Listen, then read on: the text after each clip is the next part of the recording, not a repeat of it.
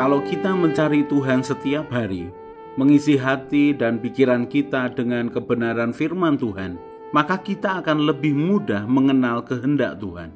Kita akan lebih bisa mengalami hatinya, mengalami kehendaknya, mengalami didikannya, dan mengalami anugerah kasih-Nya. Apalagi kalau kita memperkatakan dan melakukan firman Tuhan setiap hari, maka roh kita penuh dengan pengertian akan firman Tuhan, dan jiwa kita akan sehat, karena mental, pikiran, perasaan, dan kehendak kita penuh dengan kebijakan Tuhan. Mari kita merenungkan dan melakukan firman Tuhan setiap hari, supaya hidup kita sejalan dengan kehendak Tuhan, dan hidup kita memuliakan nama Tuhan.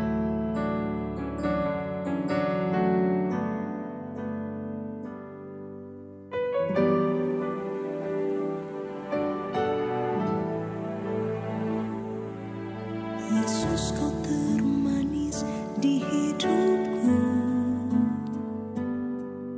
Yesus, Kau terindah di hatiku. Kaulah yang terutama di hidupku. Kau takkan pernah terganti. Kau ada di pikiranku.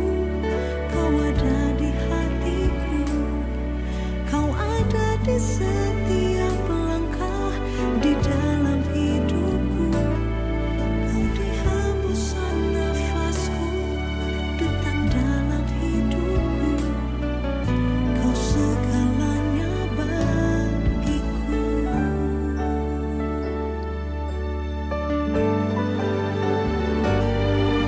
Yesus, Kau termanis di hidupku.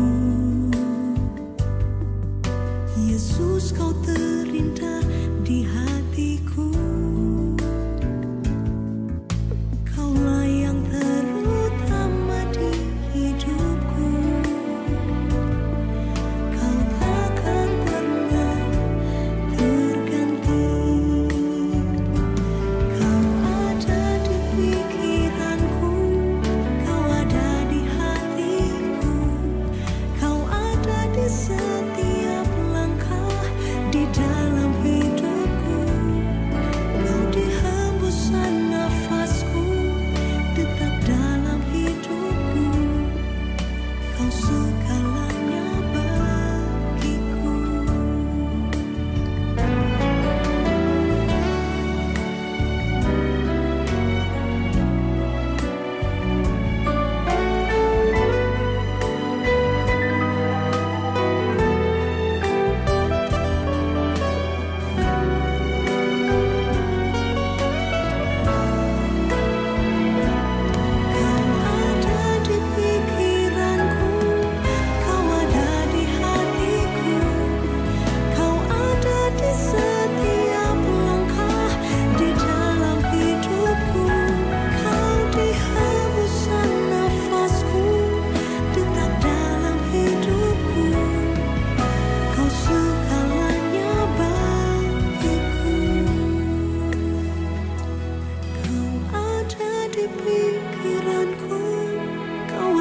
Di hatiku, Kau ada di setiap langkah di dalam hidupku. Kau di hembusan nafasku, detak dalam hidupku, Kau segalanya bagiku. Kau segalanya bagiku.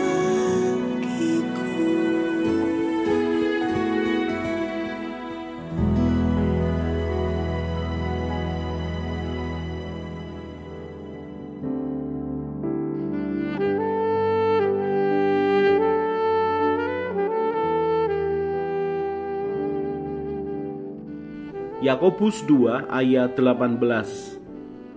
Tetapi mungkin ada orang berkata, padamu ada iman dan padaku ada perbuatan. Aku akan menjawab dia, tunjukkanlah kepadaku imanmu itu tanpa perbuatan, dan aku akan menunjukkan kepadamu imanku dari perbuatan-perbuatanku.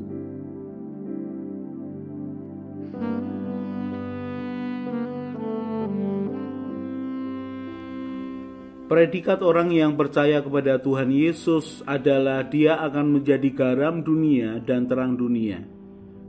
Garam dunia adalah pengaruh yang berhubungan dengan orang-orang yang memiliki hubungan dengan yang bersangkutan. Karena garam harus diletakkan di tempat di mana dia dibutuhkan. Tetapi yang dikatakan kamu adalah terang dunia adalah sedikit berbeda. Kalau garam harus memiliki kontak dengan orang yang dipengaruhi.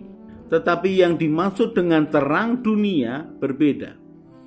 Karena terang selalu mengusir akan kegelapan. Ketika suatu ruangan yang besar gelap, lalu kemudian ada lampu yang menerangi akan seluruh ruangan itu. Terang akan mengusir kegelapan apapun yang ada di dalam ruangan itu. Semakin besar kekuatan terang itu menerangi akan ruangan, maka semakin luaslah pengaruh terang itu.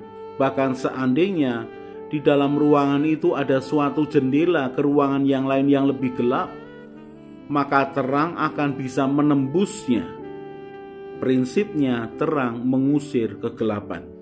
Bahkan ada jendela yang lain yang berhubungan dengan ruangan yang gelap lainnya.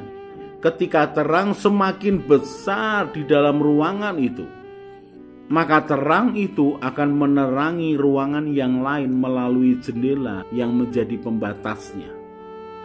Terang yang bersumber di dalam lampu yang jaraknya 3 meter bisa menerangi jarak yang lebih jauh. 3 meter, 5 meter, bahkan 10 meter. Terang bukan hanya menerangi sekitarnya. Semakin kuat terang itu, maka semakin banyak kegelapan yang diterangi oleh terang itu. Karena terang selalu mengusir akan kegelapan. Yohanes 1 ayat yang keempat dan yang kelima. Dalam dia ada hidup, dan hidup itu adalah terang manusia. Terang itu bercahaya di dalam kegelapan, dan kegelapan itu tidak menguasainya. Terang selalu menang atas kegelapan. Jadi kalau dikatakan kamu adalah terang dunia, maka dimanapun kita berada, seandainya ada kegelapan di sekitar kita, maka terang yang kita bawa akan mengusir kegelapan. Seperti apapun yang ada di sekitar kita, orang-orang yang berbuat jahat, yang berasal dari kegelapan, maka ketika kita datang kepada mereka, maka terang yang ada di dalam diri kita akan mengusir kegelapan di dalam diri mereka. Maksudnya seperti apa? Kita memiliki akan kehidupan, dan kita datang kepada mereka yang memiliki kematian. Kita memiliki semangat, kasih, keadilan, belas kasihan, pengampunan. Datang kepada orang-orang yang memiliki iri hati, dendam, kemarahan, kebencian. Maka kesaksian hidup kita yang berisi tentang belas kasihan, keadilan, dan pengampunan Tuhan akan bersinar dan mempengaruhi akan kegelapan yang ada dalam hati mereka. Orang yang memiliki kemarahan, iri hati, dengki, dendam, ketika mendengar perkataan kita yang penuh dengan pengampunan, belas kasihan, dan keadilan Tuhan, maka mereka memiliki pilihan untuk ikut menerima terang yang kita bawa, atau mereka tetap tinggal di dalam kegelapan, di dalam kejahatan. Yohanes pasal yang ke-9 ayat yang ke-5. Selama aku di dalam dunia, akulah terang dunia. Tuhan Yesus mengatakan pada murid-muridnya dan para pengikutnya bahwa selama dia di dunia, dialah terang dunia. Persis seperti yang dikatakan di dalam Yohanes 1 ayat yang ke-4 dan yang ke-5. Dalam dia ada hidup, dan hidup itu adalah terang manusia. Terang itu bercahaya di dalam kegelapan, dan kegelapan itu tidak menguasainya. Tuhan Yesus adalah terang dunia. Di dalam Yohanes pasal yang ke-8 Ahli-ahli Taurat dan orang Farisi membawa seorang perempuan yang berzina, kemudian menghadapkannya kepada Tuhan Yesus. Mereka menghadapkan Tuhan Yesus dengan Taurat Musa. Dikatakan, mereka menempatkan perempuan itu di tengah-tengah lalu berkata kepada Yesus, "Rabi, perempuan ini tertangkap basah ketika ia sedang berbuat zina. Musa dalam hukum Taurat memerintahkan kita untuk melempari perempuan-perempuan yang demikian. Apakah pendapatmu tentang hal itu?" Mereka mengatakan hal itu untuk mencobai dia, supaya mereka memperoleh sesuatu untuk menyalahkannya. Tetapi Yesus membungkuk, lalu menulis dengan jarinya di tanah. Dan ketika mereka terus-menerus mendesak dia, maka Tuhan Yesus memberikan jawaban, "Barang siapa di antara kamu tidak berdosa, hendaklah ia yang pertama melemparkan batu kepada perempuan itu." Kemudian Tuhan Yesus membungkuk lagi dan menulis sesuatu di tanah. Apa yang terjadi? Yohanes 8 ayat yang ke-9. Tetapi setelah mereka mendengar perkataan itu, pergilah mereka seorang demi seorang, mulai dari yang tertua. Akhirnya tinggallah Yesus seorang diri dengan perempuan itu yang tetap di tempatnya. Lalu Yesus bangkit berdiri dan berkata kepadanya, "Hai perempuan, di manakah mereka? Tidak adakah seorang yang menghukum engkau?" Jawabnya, "Tidak ada, Tuhan." Lalu kata Yesus, "Aku pun tidak menghukum engkau. Pergilah dan jangan berbuat dosa lagi mulai dari sekarang." Ayat yang ke-12. Maka Yesus berkata pula kepada orang banyak katanya, "Akulah terang dunia. Barang siapa mengikut aku, ia tidak akan berjalan dalam kegelapan, melainkan ia akan mempunyai terang hidup." Saudara, menarik sekali adalah ketika Tuhan Yesus mengatakan bahwa akulah terang dunia, perkataan itu dikatakan setelah Tuhan Yesus mengatakan pada perempuan yang berzina, "Aku pun tidak menghukum engkau, pergilah dan jangan berbuat dosa lagi mulai dari sekarang." Dan Tuhan katakan, "Akulah terang dunia, barang siapa mengikut aku, ia tidak akan berjalan dalam kegelapan, melainkan ia akan mempunyai terang hidup." Dia ingin mengatakan pada orang-orang yang mengetahui peristiwa itu, bahwa di dalam Tuhan Yesus ada terang, dan terang di dalam Tuhan Yesus itu mengusir kegelapan. Orang yang ingin berbuat jahat lalu datang kepada Tuhan Yesus, maka Tuhan memiliki pengampunan dan Tuhan memiliki terang yang bisa mengusir kegelapan dalam hidup seseorang. Dikatakan, "Barang siapa mengikut aku, ia tidak akan berjalan dalam kegelapan, melainkan ia mempunyai terang hidup."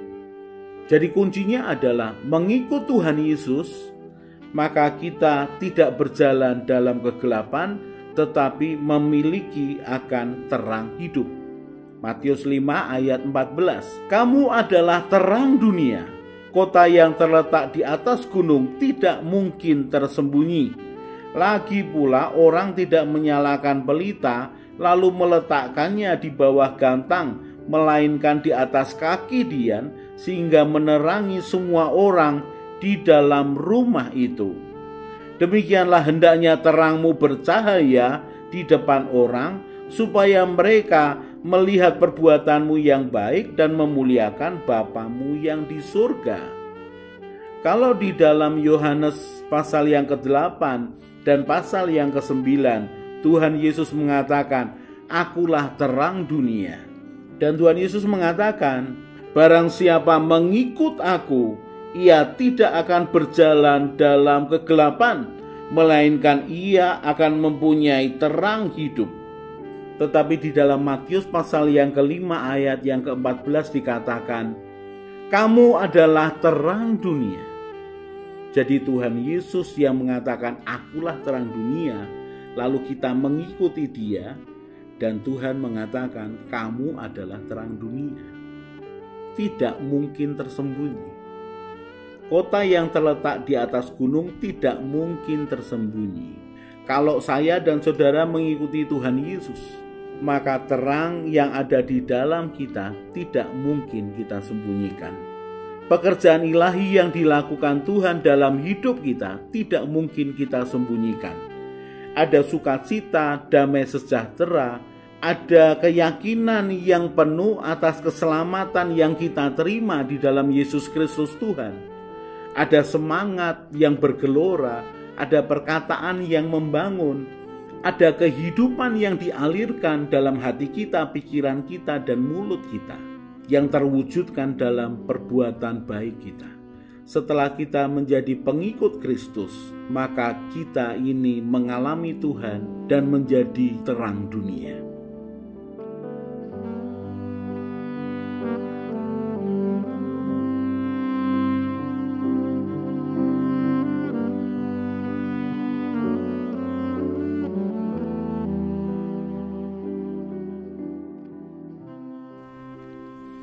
Orang yang mencari Tuhan dengan segenap hati akan bertemu dengan Tuhan.